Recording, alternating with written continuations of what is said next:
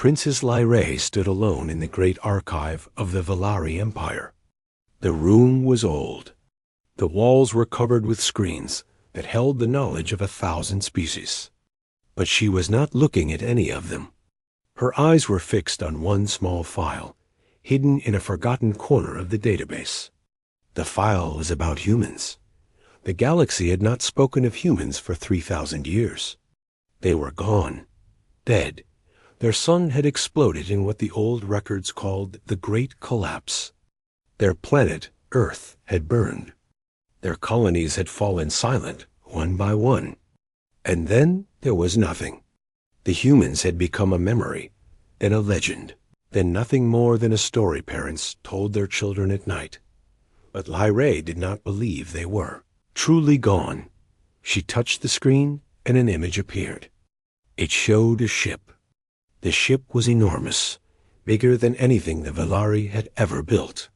The name on its side was written in the old human language, Eternal Dawn. According to the ancient texts, this ship had escaped before the collapse. It had carried millions of humans into the darkness between galaxies. It had vanished into the void and never returned. Most scholars said the ship was a myth. They said no species could survive such a journey. The distance between galaxies was too great. The dangers were too many. The humans, they said, had died long ago, frozen and forgotten in the endless black. But Lyrae had read every record. She had studied every report. And deep in her heart, she believed the Eternal Dawn was still out there, somewhere. Waiting, a sound made her turn. Her father, Emperor Vorith, walked into the archive. He was a tall man with silver skin and tired eyes. The weight of his empire pressed down on him like a mountain. "Lyrae," he said, "you are here again. I am studying, father. You are dreaming." He looked at the screen and saw the image of the human ship. His face grew sad. "The humans are gone, my daughter. They have been gone for longer than our empire has existed. You must accept this. But what if they are not gone?" Lyrae asked. "What if they survived?" Vorith shook his head. "Even if they did, they cannot help us now.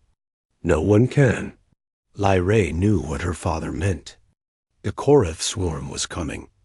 The Korath were not like other species. They did not build cities or make art or dream of the future. They only consumed. They moved from star to star, eating everything in their path. Planets, moons, ships, stations. Nothing was safe. They had already destroyed 12 empires. Now they were coming for the Valari. The Galactic Union had tried to stop them. They had sent their greatest fleets. They had used their most powerful weapons. But the Korath were too many. They bred faster than they could be killed. For every ship destroyed, 10 more took its place. The Union was falling. Species were fleeing. And the Valeri were next. "The Council has made its decision," Vorith said quietly.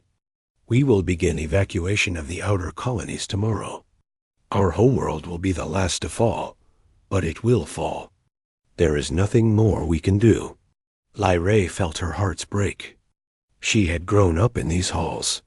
She had played in the gardens of Valari Prime. She had watched the 3 moons rise over the purple seas. And now it would all be gone. "There must be something," she whispered. "There must be someone who can help us." Vorith put his hand on her shoulder. "I wish there was. The old texts speak of the humans as great warriors. They say humans never gave up, never accepted defeat. They say humans fought even when victory was impossible." He looked at the image on the screen. "But they are gone, and we must face our end alone." He left her there in the archive, surrounded by the memories of dead civilizations. Lyrae stood in silence for a long time. She looked at the Eternal Dawn on the screen. She thought about the millions of humans who had boarded that ship so long ago. She thought about where they might have gone, what they might have become. The galaxy had forgotten them. But Lyrae would not forget Dot. She was about to close the file when something happened. A new message appeared on the main screen of the archive. It was from the Deep Space Monitoring Station at the edge of Velari territory. The message was marked Urgent. Lyrae opened it. Her eyes went wide. The station had detected something. An energy signature had appeared at the far reaches of their space. The signature was massive, bigger than anything in the records, and it matched no known species in the galactic database. Lyrae read the report 3 times. Her hands were shaking. The signature showed a ship. The ship was moving toward Velari space at incredible speed. It was not Korath. It was not Velari. It was not any species the galaxy had seen in 3,000 years. The computer had run the energy pattern through every database it had access to. It had found only one match. The match was old. It was buried in files that no one had opened in centuries. The match was human. Lyrae ran from the archive. She ran through the great halls of the palace, past the guards and the servants and the worried nobles. She ran until she found her father in the war room, staring at maps of the coming invasion. "Father!" she shouted. "Father, you must see this." Vorath looked at her with confusion. "What is it?" Lyrae showed him the report. She watched his face change from confusion to disbelief to something she had not seen in months. "Hope. This cannot be real," he said. "It is real," Lyrae replied. "They are coming. After 3,000 years, they are coming back." Vorath looked at his daughter. He looked at the report. He looked at the maps showing the Korhoth swarm growing closer every day. "Prepare a fleet," he said quietly. "We will go meet them ourselves." In the deep darkness of space, something ancient was waking. Something the galaxy had forgotten. Something that refused to die. The eternal dawn was coming home. The Velari fleet moved through the darkness like silver fish swimming through black water. 12 ships, the best the Empire had left, traveled toward the edge of their space. Princess Lyrae stood on the bridge of the flagship, watching the stars pass by. 3 days had passed since the detection. 3 days of waiting, wondering, hoping. The unknown ship was still coming. It had not changed course. It had not answered their calls. It simply moved forward, silent and unstoppable. "We will reach the contact point in 1 hour," said Admiral Keth, the commander of the fleet. He was an old soldier with scars on his face and doubt in his eyes. "I still think this is a mistake, Princess. We do not know what is coming." "That is why we must meet it," Lyrae replied. "If there is any chance this is what we hope it is, we cannot let it pass." Keth said nothing. He did not believe in legends. The hour passed slowly. Lyrae watched the sensors, waiting for the first sign of the mysterious ship. The energy readings grew stronger with each minute. Whatever was coming, it was big. Very big. And then it appeared. The ship came out of fold space like a giant waking from sleep. It was so large that Lyrae could not see all of it on the main screen.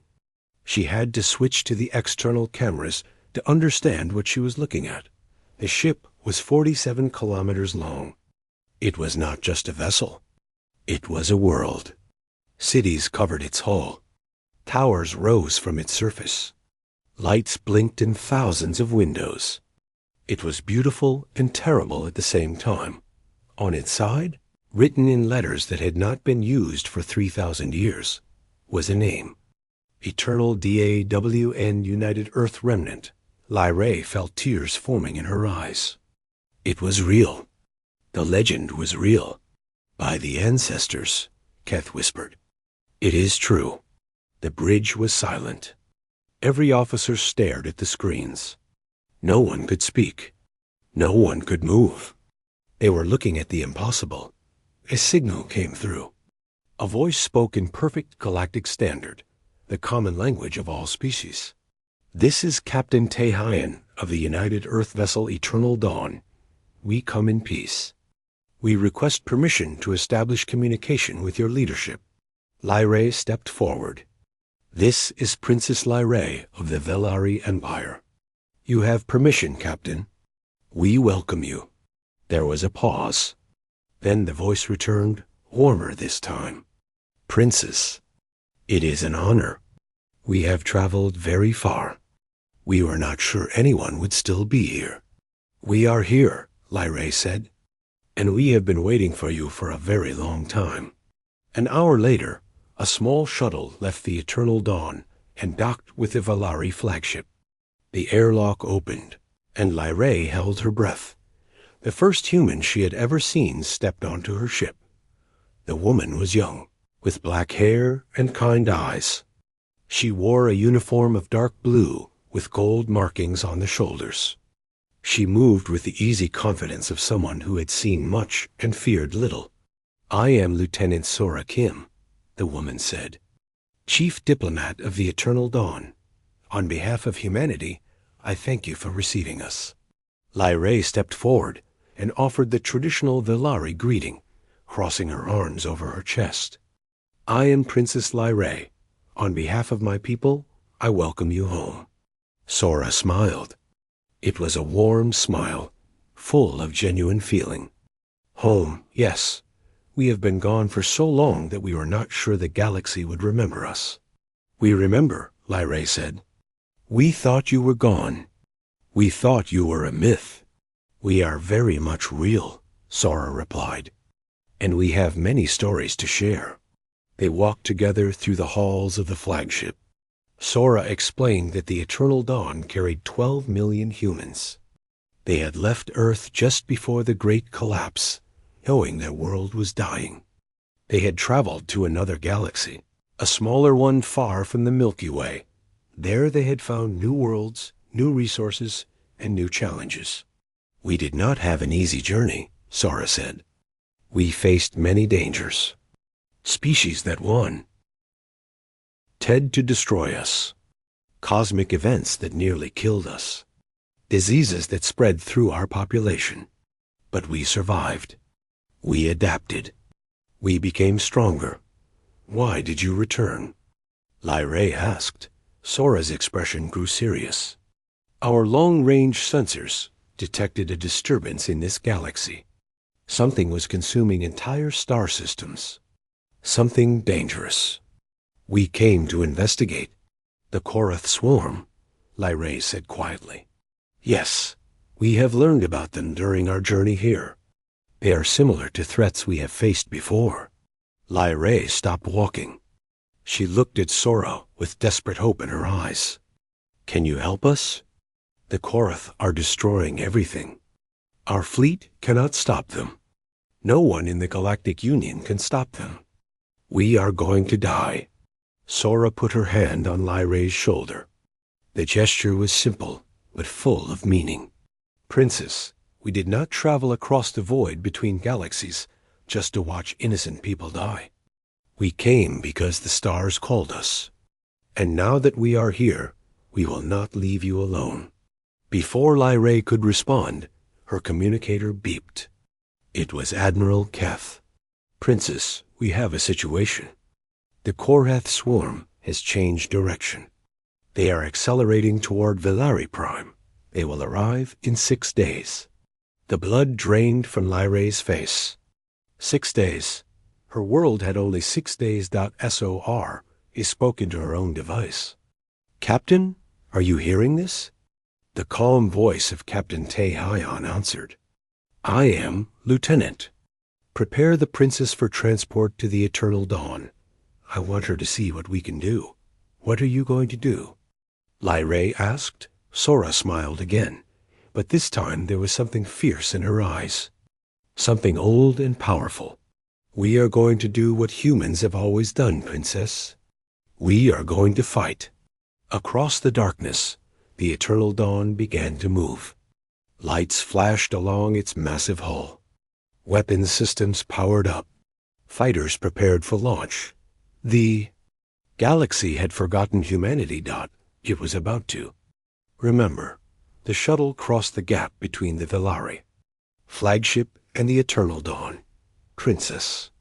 Lyrae pressed her face against the window like a child, seeing the ocean for the first time. The human ship grew larger and larger until it filled her entire view. She could see cities on its surface. Real cities with buildings and streets and parks. Millions of lives existed on this single vessel. The shuttle entered a massive hangar bay. Hundreds of other ships were parked inside, from small fighters to medium-sized transports. Humans moved everywhere, working, talking, living. They looked at the shuttle with curiosity, but no fear.sor. Kim led Lyrae out of the shuttle and onto the deck. Welcome to the Eternal Dawn, Princess. This is our home. Lyrae looked around in wonder. How is this possible? How did you build all of this? We had 3,000 years, Sora said. And humans are very good at surviving. They walked through the ship. Sora showed her the residential areas, where families lived in comfortable apartments.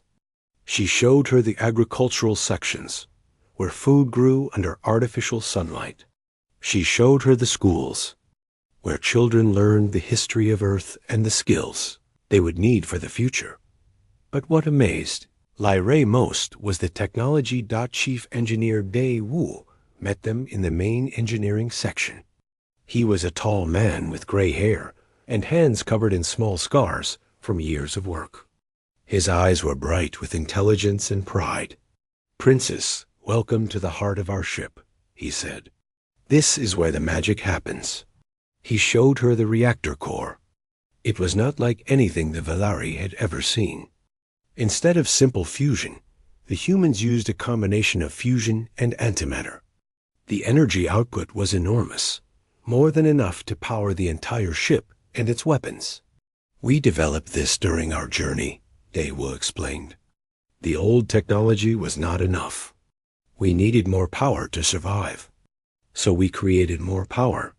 Lyrae thought about the Valari reactors.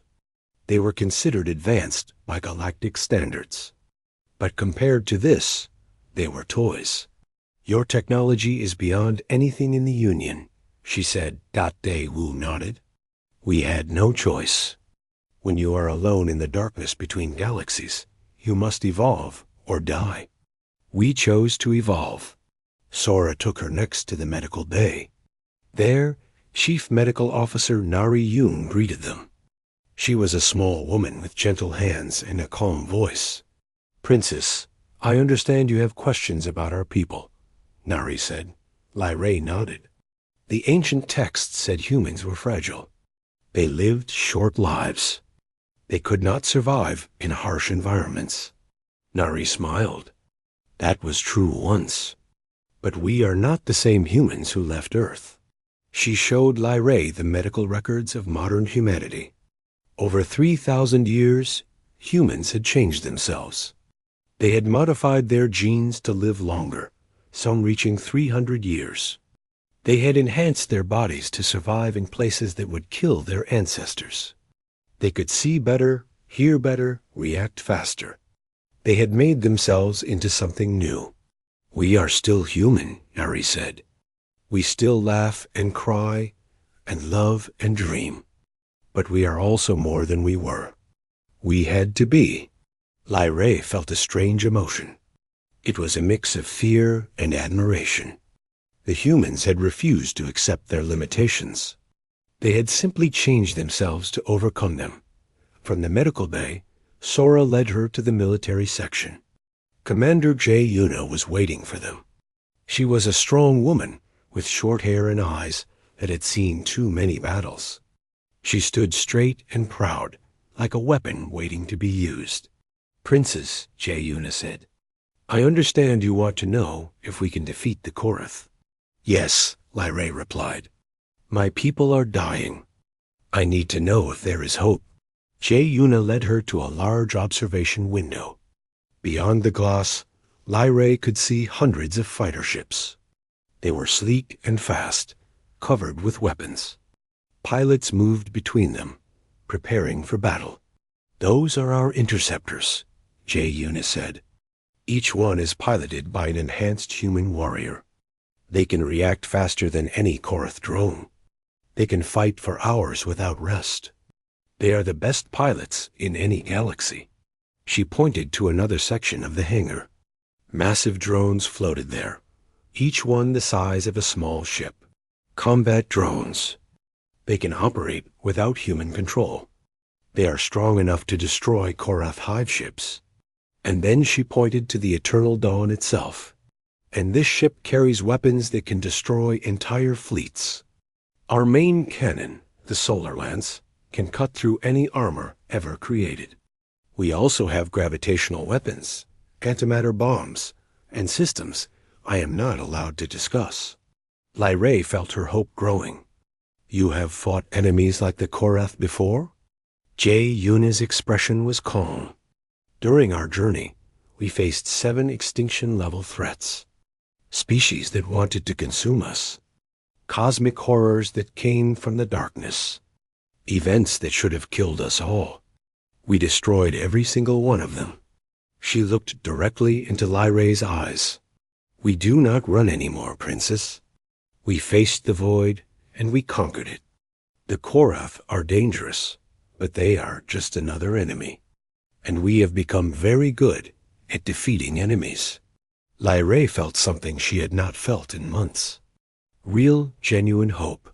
A call came through the ship's communication system. It was Captain Tehayan's voice. All hands, this is the captain. The Korath swarm has entered Velari space. Estimated arrival at Velari Prime in 5 days. All combat personnel, prepare for deployment. This is what we came here for. Yuna looked at Lyrae. Princess, I suggest you stay aboard for what comes next. You are going to want to see what humanity can do when we decide to fight. Lyrae nodded. She had read the ancient texts. She had dreamed of the legendary humans all her life. Now she was going to see if the legends were true. The sky above Velari Prime turned black. Princess Lyrae watched from the bridge of the Eternal Dawn as the Korath swarm arrived. There were thousands of them. Hive ships as large as mountains moved through space like living nightmares. Smaller drones swarmed around them in endless clouds. The sight was terrifying. It was death made visible. The Galactic Union fleet tried to hold the line. 200 ships from 12 different species fired everything they had. Missiles flew through space. Energy beams lit up the darkness. Explosions bloomed like flowers of fire dot. It was not enough. The Korath cut through the Union fleet like a knife through water. Ships exploded. Escape pods scattered. Within 30 minutes, half the fleet was destroyed. The rest began to retreat. Emperor Vorath's voice came through the communication system. He was on the surface of Velari Prime, preparing the final evacuation. All ships, fall back to the planet. Begin emergency evacuation protocols. The homeworld is lost. Lyrae felt tears running down her face. Her world, her home, everything she loved was about to die. Then Captain Tehayan spoke. Emperor Vorath, this is Captain Tehayan of the Eternal Dawn. Do not evacuate. Do not retreat. Hold your position. There was a pause. Captain, we cannot win this battle. There are too many of them. Tehayan's voice was calm. Completely calm. With respect, Emperor, you have not seen what we can do. Hold your position and watch. On the bridge of the Eternal Dawn, Lyrae looked at the captain. He was an older man with gray in his hair and steady eyes. He showed no fear. He showed no doubt. He looked at the massive Korath fleet like it was nothing more than a problem to be solved. Commander Yuna, he said, launch all interceptors. Yes, Captain. The sides of the Eternal Dawn opened. 10,000 fighter ships poured out like angry bees from a disturbed hive. They flew in perfect formation, moving faster than any Velari ship could follow, pilot Han Mino led the first wave. He was young, only 25 years old, but he had been flying since he was 12. His enhanced reflexes allowed him to process information 3 times faster than a normal human.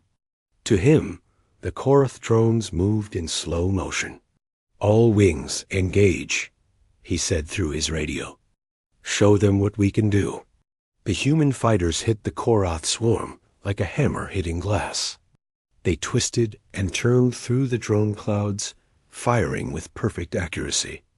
Every shot killed. Every movement was calculated. Within minutes, thousands of Korath drones were destroyed, but the hive ships were still coming. They were too big for fighters to destroy. On the bridge, Tactical Officer Yoon Bora watched the battle through a holographic display. Her enhanced brain processed data from thousands of sensors. She could see patterns that no normal mind could understand. "Captain, the Korath Queen is directing the swarm from the central hive ship. If we destroy her, the swarm will lose coordination." Tae Hyen nodded. "Prepare the solar lance." Deep inside the eternal dawn, a weapon came to life. It had taken 200 years to build. It used energy from the antimatter reactor to create a beam of concentrated destruction. It had been fired only 3 times in the ship's history. Each time, it had ended a war. "Solar lance ready," Daewoo reported from engineering. Tai Hyan pointed at the central hive ship. Fire. The front of the eternal dawn glowed with golden light. Then a beam of pure energy shot across space. It was beautiful and terrible. It moved at nearly the speed of light. The central hive ship did not explode. It simply ceased to exist. One moment it was there. The next moment there was only empty space where it had been. 4 other hive ships nearby were destroyed by the spreading energy. The Korath swarm went mad with confusion. The Queen was dead. Their coordination was gone, but they were still dangerous. Millions of drones and dozens of hive ships turned toward the eternal dawn. They would destroy this new enemy, even if it cost them everything. "They are coming for us," Yunbor reported. Tae Hyan smiled. It was not a cruel smile. It was the smile of someone who had planned for exactly this moment.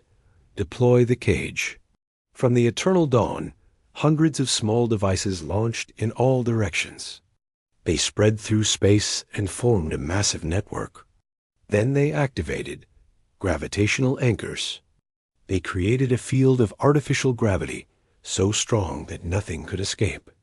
The Korath swarm, rushing toward the human ship, suddenly found themselves trapped. They could not move forward. They could not move back. They were frozen in space like insects in amber. "Antimatter charges ready," Daewoo reported. "Fire," Tae Hyan said. The charges detonated. They were not large, just small packets of antimatter. But when antimatter meets matter, both are destroyed and turned into pure energy. Inside the gravitational cage, there was nowhere for that energy to go. Lyrae had to look away. The light was too bright. When she looked back, she could not believe what she saw. 90% of the Korath swarm was gone. The remaining 10% was scattered and confused. Easy targets for the human fighters and the surviving Union ships. The battle was over in less than 2 hours. Emperor Vorith's voice came through the communication system. He was crying. "Captain Tae Hyan, I do not have words. You have saved my people. You have saved my world." Tae Hyan's voice remained calm. "We did what we came here to do, Emperor. The galaxy is our home. We protect our home." Lyrae stood on the bridge, looking at the debris field that had once been the greatest threat the galaxy had ever known. She thought about the ancient texts. She thought about the legends. The texts had said humans were impossibly resilient. They had said humans never gave up. They had said humans fought even when victory seemed impossible. The texts had been wrong. They had understated everything. Lyrae whispered to herself, barely loud enough to hear. They were not a myth. They were a warning to anyone who would threaten the innocent. A warning to anyone who would bring death. To the galaxy. A warning that humanity would always find a way. 3 months had passed. Since the Battle of Velari Prime, the galaxy was still trying to understand what had happened. The news had spread from system to system, species to species. The Koraid swarm, the great destroyer, the unstoppable force that had consumed 12 empires, was gone, destroyed in a single battle by a species everyone thought was extinct. Humanity had returned. On Velari Prime, the purple seas were calm. The 3 moons rose and set as they always had. Children played in the gardens again. Families gathered to share meals. Life continued because one ship had crossed the darkness between galaxies to protect strangers they had never met. Princess Lyrae walked through the halls of the palace. 3 months ago, she had expected to die. 3 months ago, she had accepted that her world would burn. Now she was preparing for the most important moment in her people's history. Today, the Galactic Council would meet with humanity for the first time since the battle. The council chambers were filled with representatives from every major species.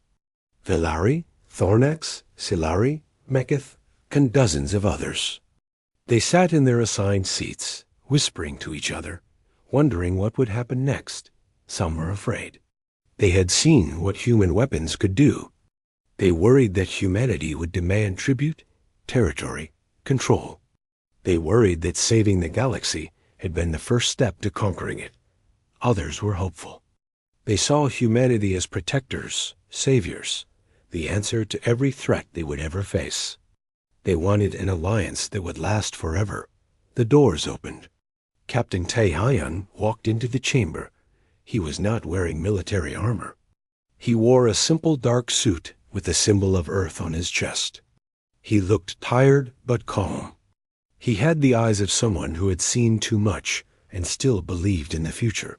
Behind him walked Sora Kim, Jae Yuna, Dae Woo, Nari Yoon, and other leaders of the Eternal Dawn. They took their places before the council. The High Chancellor of the Galactic Union, an ancient Mekith named Volos, spoke first. Captain Taehyun, the galaxy owes you a debt that can never be repaid. You saved billions of lives. You destroyed an enemy that was destroying us all.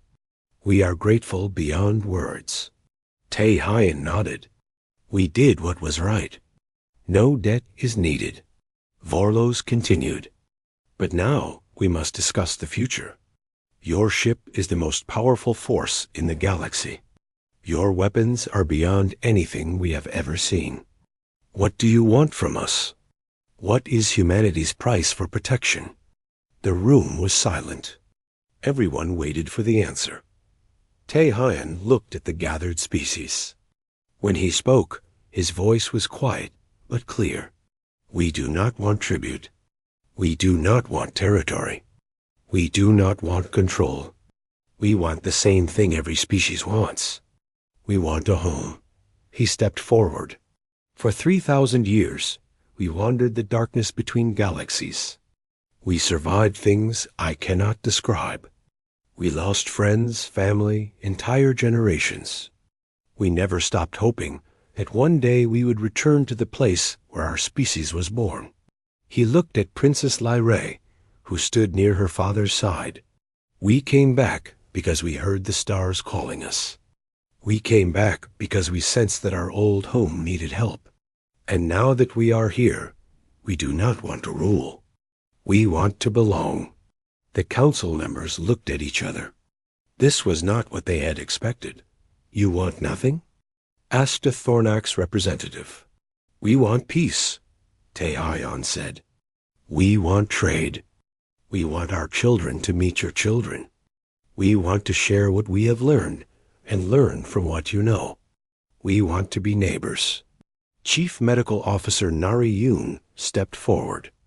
We have medical technology that can cure diseases you thought were incurable. We will share it freely. Chief Engineer Dae Woo spoke next. We have energy systems that can power entire planets. We will teach you how to build them. Sora Kim added, we have 3,000 years of knowledge from another galaxy. We offer it as a gift. The council was stunned. This was not conquest. This was friendship. Emperor Vorith stood. The Velari Empire accepts humanity's offer of alliance. We will be proud to call humans our partners and our friends. One by one, other species rose to agree. The Thornax, the Silari, the Mekith. By the end of the hour, every species in the Galactic Union had voted to welcome humanity back to the galaxy. After the meeting, Lyrae found Sora Kim standing on a balcony, looking up at the night sky. The eternal dawn was visible in orbit, a bright point of light among the stars. You gave everything and asked for nothing, Lyrae said. Soare smiled. We asked the most important thing. We asked to come home. Lyrae stood beside her. They looked at the stars together in comfortable silence. The ancient texts said humans were special, Lyrae said. They said you had something other species did not have. I never understood what it meant. What did they say it was? They called it hope. They said humans could hope even when there was nothing left to hope for. They said this hope made you dangerous. Sora laughed softly. Dangerous. That is one way to describe it. She looked at Lyrae. When our sun was dying, when our planet was burning, when everything we knew was ending, we still believed tomorrow would come. We built a ship and flew into the darkness because we believed we would survive. We wandered for 3,000 years because we believed we would find our way home. She pointed at the eternal dawn. That ship exists because humans refused to accept that the story was over. We will never give up. We will never stop fighting. We will never stop believing that the future can be better than the past. Lyrae felt tears in her eyes. The galaxy is lucky you came back. We are lucky to have a galaxy to come back to. Sora put her hand on Lyrae's shoulder. And we are lucky to have found friends here. The news came a few days later. The Eternal Dawn was not alone. 4 more human Ark ships were traveling toward the galaxy. 4 more vessels carrying millions of humans. 4 more pieces of a species that had refused to die. On the night they arrived, Lyrae stood on the balcony of the palace. She watched 5 points of light take their positions among the stars. 5 human ships. 5 promises that the darkness would never win. Sora Kim stood beside her. For 3,000 years, we told stories of you, Lyrae said softly. We called you myths, legends, ghosts. Sora smiled. And now? Lyrae looked at the lights in the sky. She thought about everything that had happened. She thought about everything that would come. Now we call you neighbors. Above them, the Eternal Dawn and her sister ships held their silent watch. They had crossed the void between galaxies to find their way home. They had faced the darkness and refused to be consumed. And now they would stand guard over a galaxy that had forgotten them, making sure it would never have to face the darkness alone again. The story of humanity was not over. It was just beginning.